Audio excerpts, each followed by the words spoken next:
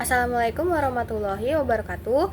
Perkenalkan, saya Amanda Syafirli dengan NIM 2404080024. Pada video kali ini saya akan menjelaskan tentang gravimetri. Tujuan yang pertama, mahasiswa dapat menghitung jumlah air kristal dalam perusi. Yang kedua, mahasiswa dapat menghitung kadar besi dalam cuplikan. Masuk ke teorinya, metode gravimetri adalah teknik analisis kimia yang digunakan untuk menentukan konsentrasi suatu zat dengan cara mengukur perubahan massa endapan yang terbentuk setelah reaksi kimia tertentu. Proses ini dimulai dengan penambahan reagen pengendap ke dalam larutan sampel yang menyebabkan zat yang ingin dianalisis membentuk endapan yang tidak larut. Endapan ini kemudian dipisahkan, dicuci untuk menghilangkan kontaminan dan dikeringkan untuk mendapatkan berat yang akurat. Pengeringan dan penimbangan endapan penting dilakukan untuk memastikan bahwa hasil pengukuran mencerminkan massa murni dari senyawa yang diendapkan, sehingga memungkinkan perhitungan konsentrasi zat dalam sampel dengan tepat.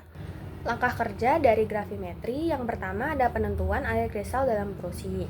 Langkah kerjanya yaitu ditimbang 0,5 gram perusi dalam gelas arloji. Yang kedua, dipanaskan dalam oven 120 derajat Celcius selama 1-2 jam sampai kristal terlihat putih. Yang ketiga, dipindahkan ke dalam eksikator selama kurang lebih 30 menit dan setelah dingin ditimbang. Yang keempat, dipanaskan kembali di dalam oven pada suhu 120 derajat Celcius selama kurang lebih 30 menit. Yang kelima, diulangi langkah keempat dan beratnya dicatat. Yang keenam, diulangi langkah keempat dan kelima sampai beratnya konstan. Yang ketujuh, dicatat data pengamatan. Selanjutnya adalah penentuan besi sebagai besi 3 oksida. Yang pertama, dipanaskan cawan krus sampai pijar, kemudian didinginkan dan dimasukkan ke dalam eksikator, selanjutnya ditimbang dan diulangi sampai berat cawan krus tetap. Yang kedua, ditimbang kurang lebih 0,8 gram kristal besi 2 amonium sulfat, masukkan ke dalam gelas beker 250 ml, kemudian dicatat beratnya. Yang ketiga, larutkan 50 ml Aquades dan 10 ml HCl dengan perbandingan 1:1, kemudian diaduk. Lalu ditutup dengan gelas arloji. Yang keempat, ditambahkan 2-4 ml HNO3 pekat dan dididihkan beberapa menit sampai diperoleh warna kuning jernih. Yang kelima, dianjarkan dengan air sampai kurang lebih 200 ml dan dididihkan kembali. Yang keenam, secara perlahan-lahan ditambahkan amonia 1:1 sampai berlebihan, sampai mengeluarkan bau juga. Yang ketujuh, dididihkan kembali kurang lebih 1 menit. Diperhatikan larutan di atas endapan harus tidak berwarna. Yang kedelapan, larutan dan endapan kemudian disaring dengan kertas saring bebas abu. Yang kesembilan, dicuci dengan kurang lebih 200 ml larutan amonium nitrat 1% yang mendidih sampai filtrat bebas ion klorida. Yang ke-10, endapan beserta kertas saringnya dipindahkan ke krus porselin dan dipijarkan pada suhu 800-900 derajat Celcius selama 3-4 jam. Yang ke-11, dinginkan dalam eksikator, kemudian ditimbang sampai bobotnya tetap. Hasil pemijaran ditimbang sebagai Fe2O3. Yang ke-12, dicatat hasil pengamatannya. Yang ke-13, dihitung kadar Fe dalam sampel.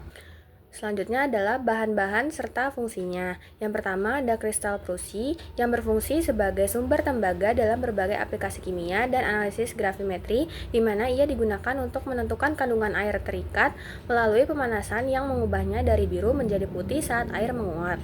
Yang kedua, kristal besi 2 amonium sulfat yang berfungsi sebagai reagen dalam analisis untuk menentukan kadar besi dalam sampel yang seringkali digunakan dalam pengendapan senyawa besi. Yang ketiga, Aquades yang berfungsi sebagai pelarut murni yang tidak mengandung ion yang dapat mengganggu reaksi kimia. Sedangkan HCl dan HNO3 pekat digunakan sebagai reagen kuat dalam proses pengendapan dan pengolahan senyawa, membantu dalam melarutkan dan memisahkan komponen yang diinginkan dalam analisis kimia.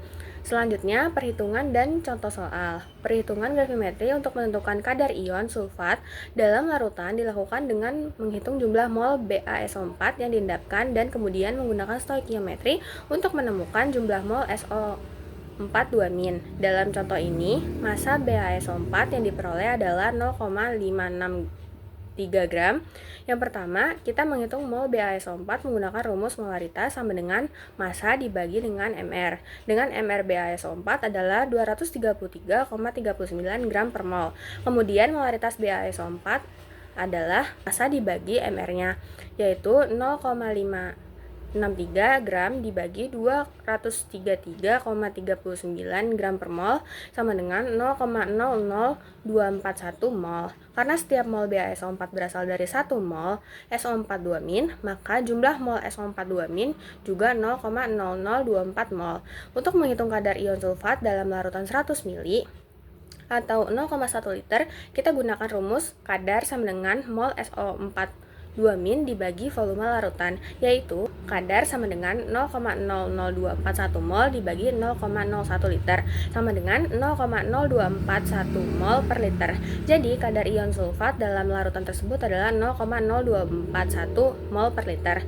Hasil yang diharapkan dari praktikum gravimetri ini adalah terbentuknya endapan yang bersih dan bisa ditimbang dengan tepat untuk mengetahui jumlah zat dalam larutan. Praktikum ini juga bertujuan agar kita memahami proses seperti memisahkan, mencuci, mengeringkan, dan menimbang endapan dengan benar. Pada akhirnya, kita ingin mendapatkan data yang akurat untuk menghitung kadar zat dalam sampel dan membuat kesimpulan yang jelas dari hasil percobaan. 3 tips agar praktikum gravimetri dapat terlaksana dengan baik, yaitu untuk melakukan praktikum gravimetri dengan baik. Pertama, pastikan semua peralatan yang digunakan bersih dan bebas dari kontaminasi agar hasil pengukuran akurat. Yang kedua, lakukan proses pencucian endapan secara menyeluruh untuk menghilangkan ion pengganggu yang dapat mempengaruhi hasil akhir. Yang ketiga, pastikan endapan dikeringkan dengan sempurna sebelum ditimbang, karena kelembaban dapat menambah berat dan menghasilkan data yang tidak tepat. Selanjutnya, keselamatan kerja laboratorium yang harus diperhatikan adalah selalu menggunakan alat pelindung diri berupa jas lab, masker, dan sarung tangan. Memastikan alat yang digunakan dalam kondisi baik, tidak ada kerusakan sehingga aman untuk digunakan, serta selalu menjaga kebersihan dan kerapihan meja praktikum. Selanjutnya, bagian yang paling sulit dalam praktikum gravimetri adalah memastikan bahwa endapan yang dihasilkan benar-benar murni dan bebas dari kontaminasi, karena adanya pengotor dapat mempengaruhi hasil analisis. Kesalahan yang mungkin terjadi termasuk kesalahan dalam proses pencucian endapan, penimbangan yang tidak akurat, atau penguapan yang tidak sempurna, yang semuanya dapat menghasilkan data yang tidak valid.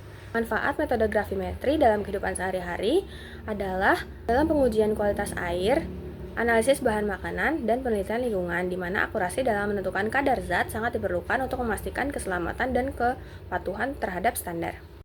Sekian dari saya, kurang lebihnya mohon maaf. Wassalamualaikum warahmatullahi wabarakatuh.